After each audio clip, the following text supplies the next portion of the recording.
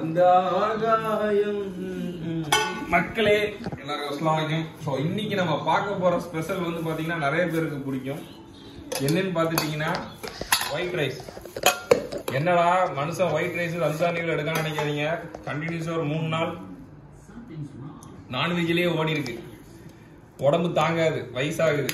அதனால உடம்புக்கு நல்ல ஒரு ஈஸியான டைஜஸ்ட் ஆக வேண்டிய ஃபுட்டு ரசம். நெக்ஸ்ட் பாவக்காய். இதுலயே தேங்காய் போட்டு பண்ணுவாங்க, நல்லா இருக்கும். இதே சாப்பிடுவோம். இதுக்கப்புறம் முட்டை பொரியல். மக்களே இன்னைக்கு ஸ்பெஷல் தான். நன்றி, வணக்கம்.